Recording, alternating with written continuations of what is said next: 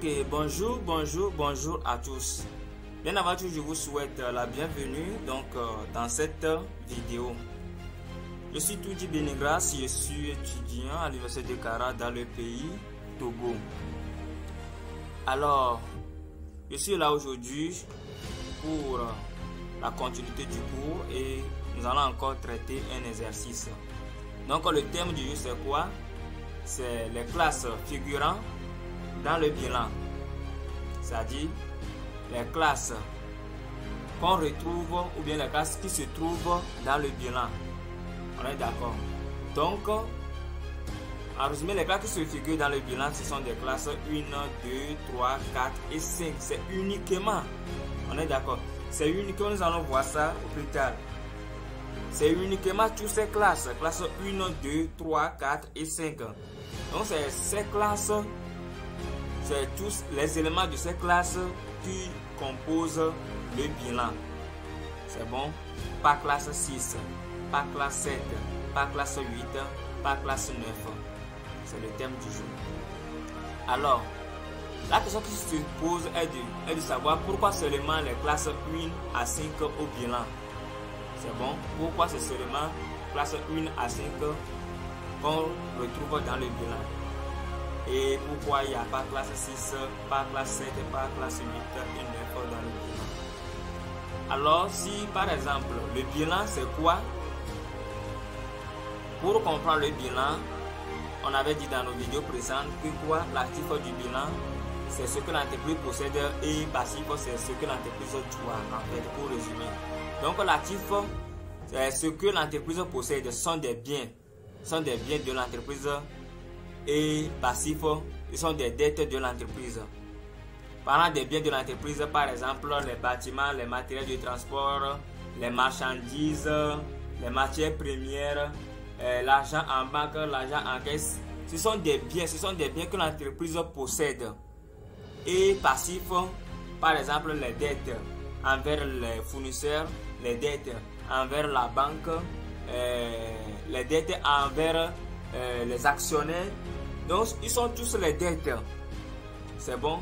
Et c'est ces dettes-là qui ont permis, ou bien les ressources de l'entreprise qu'on appelle encore passif, c'est ces ressources qui permettent d'employer l'actif.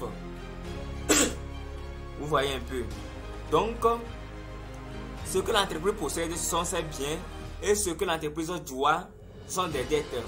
Donc, si par exemple, à travers ces deux notions, les biens et les dettes, comment on peut définir le bilan? On peut dire le bilan, c'est l'ensemble des biens et des dettes d'une entreprise. On est d'accord? Le bilan, c'est l'ensemble des biens et des dettes d'une entreprise. C'est bon? Alors, classe 1 à 5. Quels sont les éléments qu'on retrouve dans la classe 1 à 5? Donc, on dit souvent que ce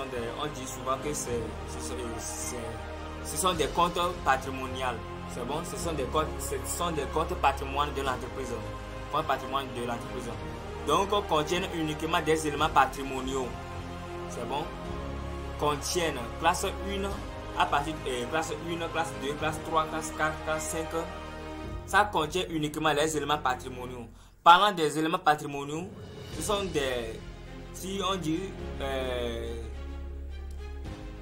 le patrimoine de ton entreprise, on veut parler de quoi? On veut parler de tes biens et de tes dettes. Pas seulement les biens, pas seulement les dettes, mais c'est les deux, les biens et les dettes. On est d'accord? Donc, si on va encore expliquer les éléments patrimoniaux, on peut dire quoi? C'est-à-dire les biens et les dettes. C'est bon, c'est-à-dire les biens et les dettes. Maintenant, classe 6, 7, 8. Ce sont des comptes de gestion. On est d'accord? Ce sont des comptes de gestion. Donc, ce sont des comptes de gestion en fait. Donc, ça permet, ces classes permettent de faire quoi? On verra ça dans les vidéos à suivre. Donc, ces classes-là vont nous permettre de calculer en fait le résultat de l'entreprise. Pour calculer le résultat. C'est bon? On va calculer le résultat. Si c'est positif, on va dire quoi? Il a fait le bénéfice. Si c'est négatif, on va dire qu'il a fait la perte. Bon, on verra ça au plus tard. Maintenant, classe 9, ce sont des classes. C'est quelle classe? C'est les classes des engagements et de la cage. On est d'accord? Compte des engagements et cage. Donc, si par exemple on prend classe 1, donc c'est compte des ressources durables. Compte des ressources durables. Et dans nos vidéos précédentes, on avait dit que les ressources durables se trouvent en passif du bilan. Donc, pour comprendre premièrement, cela veut dire quoi? Si on parle de classe 1, là, ça va se figurer où? Donc, ce sont des ressources durables. Les ressources, c'est-à-dire la provenance de l'argent, on avait dit ça dans nos vidéos précédentes. Ça veut dire que la classe 1 doit se figurer en passif du bilan. On est d'accord. Maintenant, si on prend classe 2, ce sont des comptes des actifs immobilisés. On avait dit que quoi? Actifs immobilisés, c'est un bien, ce sont des biens. Les actifs immobilisés sont des biens. Or, les biens se trouvent en actifs du bilan. Donc, actifs immobilisés, selon les catégories, là, ce sont des biens durables. Cela veut dire quoi? Classe 2 doit se figurer au bilan, doit se figurer, classe 2 doit se figurer en actif du bilan. En actif. C'est bon? Maintenant, si on prend classe 3, c'est bon, on prend classe 3, en fait, c'est compte des stocks. Avec stock en cours, stock des marchandises, stock des matières premières. Donc, c'est un bien pour l'entreprise. C'est bon? Et on avait dit quoi? Les stocks, là, on avait dit quoi? Ça doit se figurer en actif.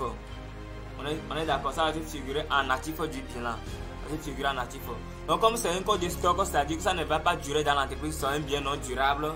C'est-à-dire les marchandises, là, les matières premières, on peut les vendre. C'est-à-dire on peut posséder les marchandises aujourd'hui, mais demain, on peut les vendre. Vous voyez un peu, donc ce sont des biens non durables. Or, les actifs immobiliers sont des biens durables. On est d'accord. Maintenant, si on prend classe 4, c'est compte des tierces. C'est-à-dire, on va parler des fournisseurs, des clients. Mais si on prend, cela voudra dire quoi? Si on parle de clients, fournisseurs, on avait vu dans nos vidéos presque que le client se figure en actif du bilan parce que le client a acheté chez nous. Peut-être le client a acheté à crédit, les clients, ils ont acheté chez nous à crédit. Cela voudra dire quoi? Les clients nous doivent. C'est bon, les clients nous doivent. On est d'accord. Maintenant, si on prend un fournisseur, cela voudra dire que c'est nous qui doivent les hauts fournisseurs. Nous devons aux fournisseurs. On a acheté auprès de nos fournisseurs. Là, on doit les payer les dettes. Là, cela voudra dire quoi? Comme classe 4, c'est comme des tiers, on peut retrouver classe 4 en actif du bilan et classe 4 en passif du bilan. On est d'accord. Si on prend classe 5, c'est bon. Si on prend classe 5, c'est compte de trésorerie. Par exemple, banque, caisse.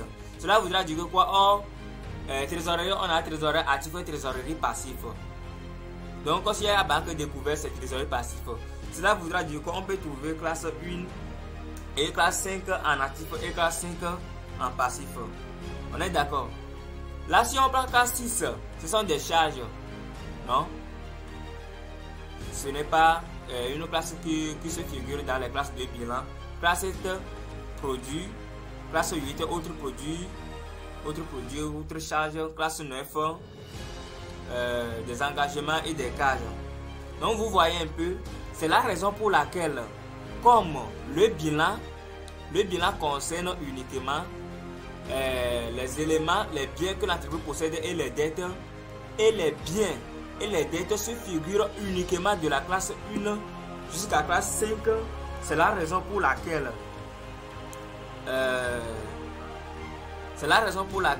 c'est cette classe-là qu'on retrouve dans le bilan et pas classe 6, 7, 8, 9. Vous voyez un peu. Alors, chers amis, en passant,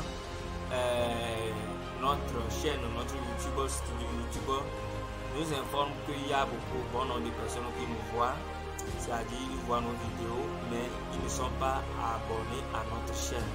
Vous voyez un peu le pourcentage des gens qui nous voient, qui voient nos vidéos. Peut-être notre coût n'est pas, nos coûts ne sont pas meilleurs, mais si vous voyez ça, peut-être vous avez gardé quelque chose. Alors nous vous demandons humblement de penser à abonner à notre chaîne. C'est bon, pensez à abonner à notre chaîne. Parce que les personnes qui ont abonné à notre chaîne, par exemple, c'est quelque chose de 17%. Et les non abonnés, c'est de 82%. Alors si vous voyez nos vidéos là, pardon, nous vous demanderons simplement de penser à abonner à notre chaîne. Et on va travailler ensemble. On est d'accord. C'est juste un passant. Merci à vous pour la compréhension. Alors on va résumer les choses dans le bilan. Donc dans notre vidéo précédente, on avait vu quoi? Les grandes catégories du bilan: actifs immobilisés, actifs circulants, trésorerie, actifs capora, défi, passif circulant, trésorerie, passif. Donc en actifs immobilisés, quels sont les éléments? Quelle classe? Les éléments de quelle classe qu'on peut retrouver qui doivent se figurer en actifs immobilisés? C'est la classe 2. Donc les éléments, tous les éléments qui contiennent la classe 2, si on veut présenter le bilan là, c'est ces éléments qui doivent se figurer en actifs immobilisés. Donc c'est la classe 2 uniquement. Maintenant, actifs circulants, c'est la classe 3 et classe 4. C'est la classe 3 et classe 4. Pourquoi classe 3 c'est stock, 4 ce sont des comptes de tierces. Par exemple, classe 4, on peut donner des exemples comme un client ou bien les créances. Classe 3 comme quoi stock de marchandises, stock de matières premières. On est d'accord. Maintenant, trésorerie actif, c'est classe 5 uniquement. On est d'accord, par exemple, banque, caisse. Capora, c'est classe 1. C'est bon? C'est classe 1 parce que on avait vu quoi sont des ressources durables. Classe 1 sont des comptes de ressources durables. Maintenant, défira, et puis de classe 1. C'est bon? Par exemple, si on parle de l'emprunt auprès de la banque, le numéro du compte de l'emprunt c'est 16. On est d'accord. Donc, ça veut dire quoi? 16 se trouve dans la classe 1. Bon. Pour aller plus loin, là c'est un cas rare. On peut retrouver classe 4 ici aussi. Si dans le cas, par exemple, si tu as contracté un emprunt ou bien tu as acheté à crédit auprès des fournisseurs et par exemple le paiement du crédit là, c'est-à-dire de cette dette, va être payé dans quelque chose dans une durée qui dépasse au moins un an.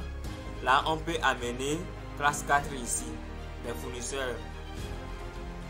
Mais généralement c'est payer aux fournisseurs, on doit les payer vite. Tu as acheté à crédit auprès de tes fournisseurs, il faut que tu rembourses tes dettes envers vos fournisseurs rapidement. Mais par contre pour la banque, par exemple, tu as acheté ou bien tu as contracté un emprunt auprès de la banque, ça peut être que tu as contracté un emprunt sur 2 ans, 5 ans de remboursement.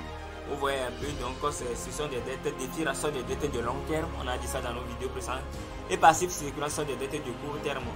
Donc, c'est ça que je disais. Donc, classe 4, on a acheté auprès de nos fournisseurs, on a acheté chez un fournisseur. Là, il faut qu'on lui paye rapidement. On est d'accord. Et trésorerie passive, c'est classe 5. Donc, vous devez garder ça en tête. Classe 2 qui se trouve en actif immobilisé. En actif circulant, on a classe 3 et classe 4. Et trésorerie actif, classe 5, passif. Pour la classe 1, 4, 5.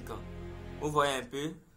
Bon, ça peut arriver si tu as pris un élément de classe 3 pour aller déposer au niveau de l'actif immobilisé. Le total actif va donner tout le total passif. Mais si par exemple on va continuer, si par exemple on va vouloir calculer les ratios, par exemple les fonds de roulement, besoin de fonds de roulement, les trésoreries actifs ou bien trésorerie nette, autant pour moi, vous allez voir que vous allez forcer ces montants là. Donc c'est nécessaire de déposer les éléments ou bien de classer les éléments dans leur classe et dans leur catégorie. Donc c'est simple. Classe et actif immobilisé, c'est classe 2 uniquement. Actif circulant, c'est classe 3, classe 4. Trésorerie actif classe 5, capora, classe 1, défi la classe 1, passif circulant, classe 4, ainsi de suite. Vous voyez un peu. Alors, c'est la fin du cours. Alors, nous allons passer aux exercices. Donc, on va traiter cet exercice. Donc, dans l'entité Contact Connect, c'est bon. Dans l'entité Contact Connect, voici le bilan établi par le stagiaire Kouma où total actif ne donne pas total passif. Donc, notre stagiaire Kouma a établi son bilan, il est stagiaire bien sûr. Donc il a établi son bilan, il a tout fait, le cara, tout fait, le monsieur a tout fait, mais son total actif ne donne pas total passif. Alors la question qui est posée, c'est de corriger le bilan. On est d'accord? C'est de corriger le bilan. Donc on vient de dire que quoi? Le bilan doit comporter uniquement classe 1, classe 2, classe 3, classe 4 et classe 5. Il n'y a pas classe 6 dedans, il n'y a pas classe 7 dedans, il n'y a pas classe 8 dedans, il n'y a pas classe 9 dedans. Donc déjà ici, il y a achat de marchandises qui est quoi? Or, achat de marchandises, c'est classe 6, c'est compte des charges. Or, le bilan comporte des classes 1 jusqu'à classe 5. Cela voudra dire quoi? On va commencer par corriger le bilan en faisant quoi? En supprimant les classes qui ne doivent pas se figurer dans le bilan. Par exemple, classe 6, classe 7. Si on voit tous les éléments qui sont de classe 6, classe 7, classe 8, classe 9, on va les supprimer. On est d'accord? Donc, achat de marchandises, donc on doit supprimer. Donc, ici, achat de marchandises, on supprime. On est d'accord? Par contre, 2, ça se figure dans le bilan. 1, on a dit que ça doit se figurer dans le bilan. 3, 4, 4, 5, 4. Donc, toutes ces classes-là doivent se figurer dans le bilan. Si par exemple 1 doit se figurer dans le bilan, 1 ici aussi, 2, ça doit... Maintenant, classe 6, non, ça ne doit pas se figurer dans le bilan. Là, on supprime ça aussi. Excusez-moi. On est d'accord? 3, ça doit se figurer dans le bilan. 6, ici aussi, ça ne doit pas se figurer dans le bilan. On supprime aussi. Maintenant, 7, ça ne doit pas se figurer dans le bilan. On supprime aussi. Vous voyez un peu, 5, ça doit se figurer dans le bilan. Si par exemple les achats de marchandises, si on tient compte de leur montant, le montant total de ça donne quoi? 5 millions, 805 millions, ici c'est 7 millions, 7 millions 650 000. Maintenant, si on supprime toutes ces choses et leur montant, alors si on les enlève, le montant total d'actifs, ça revient à 5 325 000. Par contre, tu vas passer à donner quoi? 6 675 000. Maintenant, on a supprimé les classes qui ne doivent pas se figurer dans le bilan. Maintenant, or on avait dit que quoi? On vient de dire dans le cours que quoi? Classe 1, c'est une classe de passif. Or, notre stagiaire Kuma, l'autre il a amené ça en actif. Donc c'est l'erreur. Alors on va commencer par lettrer les éléments. Si par exemple, si l'élément est un élément d'actif, si par exemple l'élément, oui, c'est ça, l'élément est un élément d'actif, on va lettrer par A, on va lettrer par A, on va noter A là-bas. Par contre, si l'élément en question est un élément de passif, on va noter ou bien on va lettrer cet élément par P. A pour dire un élément d'actif et P pour dire un élément de passif. La terrain c'est un élément d'actif. C'est bon, c'est un bien durable. Là on met A là-bas. Maintenant, emprunt, non, c'est un élément de passif. Là on met P. Marchandise, c'est un bien, on est d'accord. Là on met A. Fournisseur, c'est une dette. On a acheté auprès des fournisseurs. Là on les doit. Là c'est un élément de passif. On met P. Client, c'est les clients qui nous doivent dans ce cas. On a vendu aux clients à crédit. Là c'est un bien pour nous parce qu'on va recevoir l'argent auprès des clients. Là c'est un élément d'actif, c'est un bien. On met A. Maintenant banque. C'est un élément d'actif parce que quoi? On possède l'argent dans notre compte bancaire. Là on met A. Créditeur divers. Non. C'est un élément de passif. On doit aux créditeurs, aux autres créditeurs. C'est bon? C'est un élément de passif. Là on met P. Capital social. C'est un élément de passif. On est d'accord. Là on met P. Résultat. C'est un élément de passif. On met P. Matériel de transport. C'est un élément, c'est un bien que nous possédons. Donc c'est un bien durable. C'est un élément d'actif. On met A. Matière première. Un bien durable. C'est un élément d'actif. Oui, c'est pas un bien durable, mais un bien non durable. On est d'accord, c'est un bien non durable. Alors c'est un élément d'actif là. On met A.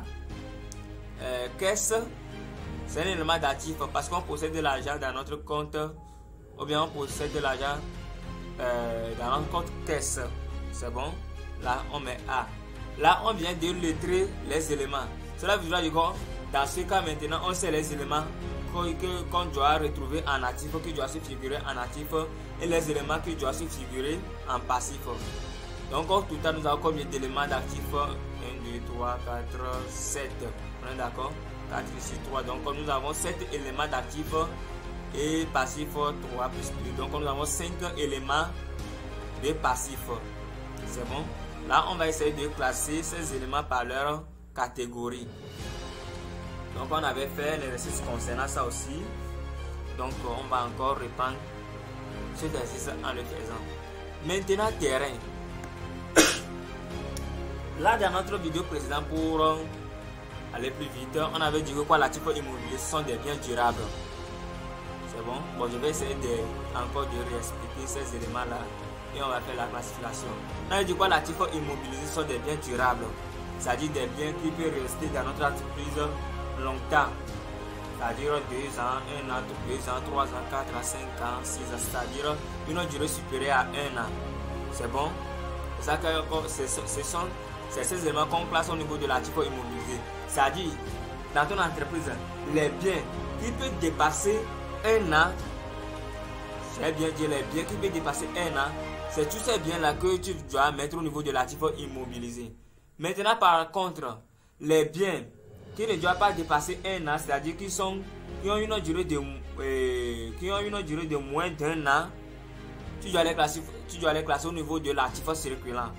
C'est bon? Ici, c'est les biens durables, ici, c'est les biens non durables. Bien durables, ici, bien non durables.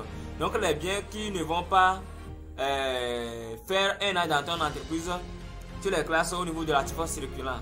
Maintenant, trésorerie actif, ce sont des comptes de trésorerie. Par exemple, si tu possèdes l'argent dans ton compte bancaire, dans ta caisse, je peux dire encore quoi, les valeurs encaissées, les instruments de trésorerie, les titres de placement, c'est bon. C'est ces éléments qu'on classe au niveau de trésorerie actif. Maintenant, passif, capitaux, on a dit capitaux propres, ressources assimilées. On est d'accord. Donc, ce sont des... Si on prend par exemple le capital, ou bien comment je vais l'expliquer, au niveau du capital, c'est ce qui appartient au propriétaire de l'entreprise. C'est-à-dire, par exemple, je vais prendre, si tu vas constituer ton capital, il y a des actionnaires qui vont apporter leurs apports, que ce soit apport en nature, apport en numéraire, pour constituer votre capital. Donc, c'est eux que tu vas mettre ici. C'est-à-dire les personnes ou bien les gens qui ont contribué pour la construction du capital, c'est ça que tu vas mettre ici. Et s'il y a le résultat, c'est-à-dire il y a bénéfice, eux ils sont là pour le partage du bénéfice. Ils vont recevoir leur part parce qu'ils ont leur part dans votre entreprise. Ils ont contribué, je vais dire, ils ont apporté quelque chose pour la construction du capital de votre entreprise. C'est bon? Donc ils sont là pour le partage du bénéfice. Si l'entreprise a réalisé du bénéfice, ils sont là pour recevoir leur part. Donc on va classer ces éléments au niveau du capitaux propres et ressources assimilées. Par contre, des FIRA sont des dettes de long terme. On est d'accord? Ce sont des dettes de long terme. Les dettes qui vont dépasser 1 an. Par exemple, tu as contracté un emprunt auprès de la banque. Et cette dette-là, cet emprunt que tu as contracté là, tu vas la rembourser sur 2 ans, 3 ans, 4 ans, 5 ans. Donc ce sont des dettes de long terme. Tu ne vas pas les payer vite quoi. À une durée de moins d'1 an. Non, mais à une durée de plus d'1 an. Par contre, passif circulant, on peut encore les appeler dettes de court terme. Défi la dette financière ressources assimilées ou bien dette de long terme. Ici, passif circulant ou bien dette de court terme. Donc, dette de court terme, cela voudra dire quoi? Les dettes que leur durée ne va pas dépasser 1 an à rembourser. Par exemple, tu as acheté chez votre fournisseur. Là, tu as acheté à crédit. Là, il faut que tu rembourses à votre fournisseur au plus tôt possible. Donc c'est bon. Donc c'est ces éléments que tu dois mettre ici.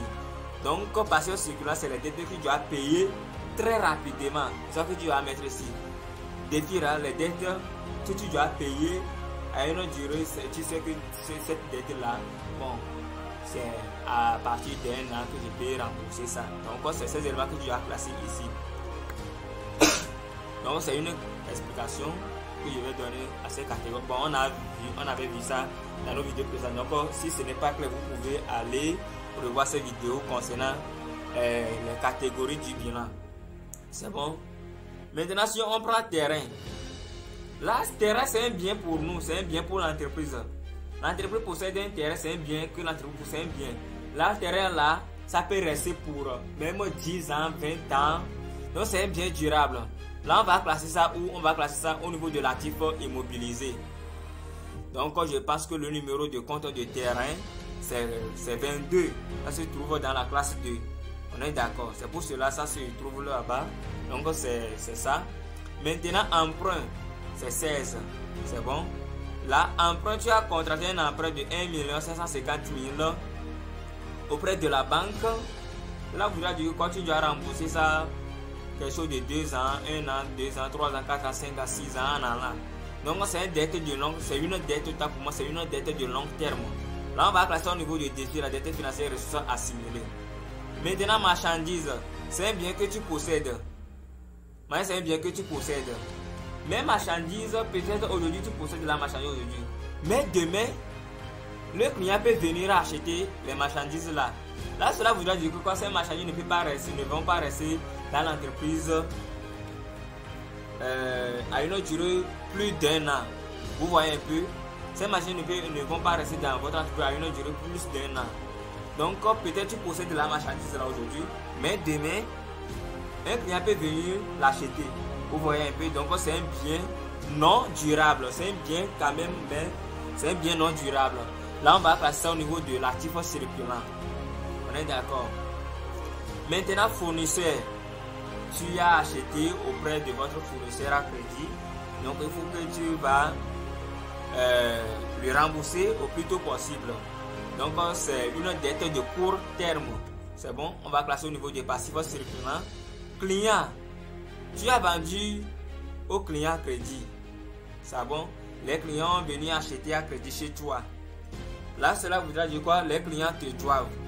C'est bon, ce n'est pas une dette, mais c'est un bien. Parce que quoi? Tu dois recevoir l'argent auprès de tes clients. Ils te doivent, ils ont acheté à crédit chez toi. Là, c'est un bien. Là, le remboursement de leur dette, là, ça ne va pas dépasser 1 an. Non. Ils n'ont pas acheté des biens, des marchandises chez toi pour que c'est parti pour 1 an, ils vont te rembourser. Ils n'ont pas, quand même, ce n'est pas l'emprunt qu'ils ont constitué auprès de toi. Ils ont acheté à crédit. Donc, demain, ou bien lendemain, ou bien dans un mois, ils vont venir te rembourser. Donc, c'est un bien de court terme. Donc, on va classer au niveau de l'actif circulant. Maintenant, banque. C'est un bien pour toi parce que tu possèdes l'argent dans ton compte bancaire. Là, on va classer ça où? Au niveau des trésoreries actifs. Créditeurs divers, c'est les autres créditeurs. C'est-à-dire, tu as acheté auprès des fournisseurs qu'on peut appeler les créditeurs divers. Vous voyez un peu. Donc tu les dois. C'est une dette en fait. Mais tu dois les payer rapidement. C'est bon. Donc là ça au niveau des passifs circulants. Maintenant capital. Oui. Ce sont les apporteurs ou bien les actionnaires qui se sont réunis pour la construction de votre capital. Là on va trouver ça. Donc capital même. Son numéro de compte c'est 10. Donc ça se trouve au niveau de classe 1. Donc les capitaux propres ce sont des comptes de classe 1. Donc on l'amène au niveau de quoi? Capora. Maintenant résultat, c'est ça que je disais. Les actionnaires eux sont là pour le partage du bénéfice. Donc quand vous avez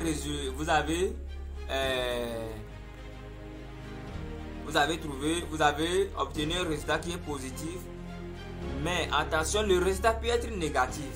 On est d'accord. Mais dans ce cas, le résultat est positif.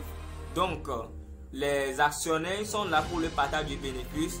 Donc, c'est une dette. résultat là, c'est une dette pour moi. Ça n'appartient pas, ce n'est pas un bien pour l'entreprise. Ce n'est pas un bien pour l'entreprise, mais c'est un résultat que l'entreprise a réalisé. Et ce résultat doit être partagé entre vous qui se sont réunis pour la création du capital. C'est bon? Là, on l'amène au niveau de Capora. Matériel de transport, c'est un bien durable. Vous avez acheté, par exemple, une voiture, ça peut rester dans votre entreprise 2 ans, 4 ans, 10 ans. Donc, c'est un bien durable. On l'amène au niveau de quoi? Actif immobilisé. Matières premières, c'est un bien non durable. C'est bon, ce sont des matières premières, c'est un bien. Tu as acheté les matières premières, ton compte de stock. Donc, vous voyez un peu pour les transformer en marchandises avant de les vendre. Donc, c'est un bien non durable. Donc, on va l'amener au niveau de l'actif circulant et la caisse, c'est l'argent que tu possèdes dans votre caisse. Là, on l'amène au niveau de trésorerie actif. Donc, c'est un peu la classification. Mais j'aimerais vous rappeler une chose. On avait parlé du critère de liquidité et d'exigibilité. C'est bon, on avait parlé de critères de liquidité et critères d'exigibilité. Là, je vais vous préciser que dans cet exercice, ça concerne seulement, par exemple, l'actif immobilisé, quelles classes on peut retrouver là-bas, actif circulant, quelles sont les classes qu'on peut retrouver là-bas, trésorerie actif, quelles sont les classes qu'on peut retrouver là-bas, Capora, quelles sont les classes comme ainsi de suite. Ici, la vidéo n'est pas faite pour la classification selon critères de liquidité et non d'exigibilité. Alors, pour parler un peu de ça, si vous n'avez pas encore vu, pour voir ça clairement, pour bien comprendre, parce que ce que je vais dire ici là, je ne vais pas durer, ou bien je ne vais pas beaucoup critiquer là-dessus, je ne vais pas beaucoup l'expliquer. Donc, si vous voulez bien comprendre cette notion de liquidité et d'exigibilité, vous allez aller plus haut pour voir la vidéo concernant ça. Là, on avait dit quoi? La liquidité, c'est le fait de transformer les biens en liquide, c'est-à-dire transformer les éléments en biens pour les vendre pour que ça ne perd pas autant de valeur. C'est bon?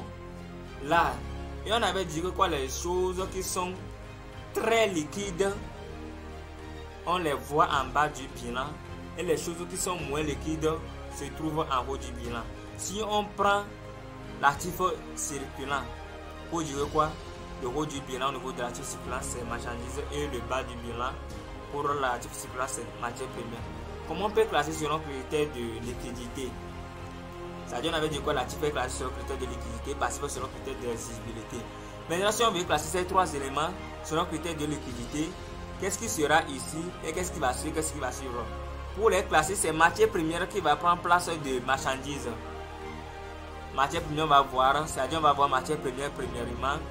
Après, on va voir matière première premièrement et on va voir marchandises, et en troisième position, on va voir client. Donc, pour les classer, matière première sera 1, marchandise sera 2 et client sera 3. Matière première, ce sont des biens qui doivent être transformés en marchandises pour être vendus sur le marché. Tandis que les marchandises, ils sont des matières premières avant qui ont été transformées en marchandises. Là, on peut les vendre à tout moment. Mais par contre, les matières premières, on ne peut pas les vendre. On va les transformer en matières premières d'abord, en marchandises d'abord avant de les vendre, autant pour moi. Donc, si ma matière première vient en première position, ça dit que quoi? C'est moins liquide, quoi. C'est moins liquide par rapport aux marchandises. Avec les marchandises, eux, on les a déjà transformées, donc on peut les vendre à chaque moment. Mais les matières premières, non. Cela voudrait dire que les marchandises sont moins liquides. Les marchandises sont plus liquides par rapport aux matières premières. Donc les matières premières sont moins liquides et les marchandises sont plus liquides. Maintenant, les clients, c'est-à-dire c'est les marchandises qu'on a déjà vendues. Donc on a déjà vendu les marchandises, mais il reste seulement à recevoir l'argent auprès des clients. Donc vous voyez un peu. Bon, si ce n'est pas bien clair, vous allez voir la vidéo concernant qui est dédiée uniquement pour critères de liquidité et de visibilité. Je crois que si vous avez, quand vous allez voir cette vidéo, vous allez bien comprendre la notion de liquidité, critères de liquidité et de visibilité. Alors je vous remercie là. La totale actif maintenant est égale à 6 millions et total passif est égal à 6 millions. Si on fait 250 millions plus 2 millions 500 000 plus 320 millions plus 1 million 830 000 plus 500 000 plus 500 000 plus 100 000, ça donne 6 millions. Et si on fait tout ce total là, ça donne 6 millions. Vous pouvez aussi confirmer chez vous. Alors nous voici donc à la fin de notre vidéo. Alors nous vous remercions d'avoir nous suivi dès le début jusqu'à la fin. Alors si vous n'avez pas encore abonné à notre compte, notre chaîne YouTube, pensez à abonner à nous et activer la cloche de notification pour ne rien rater. Si vous avez des questions, vous pouvez les laisser dans les commentaires. Alors merci à vous. Bye bye.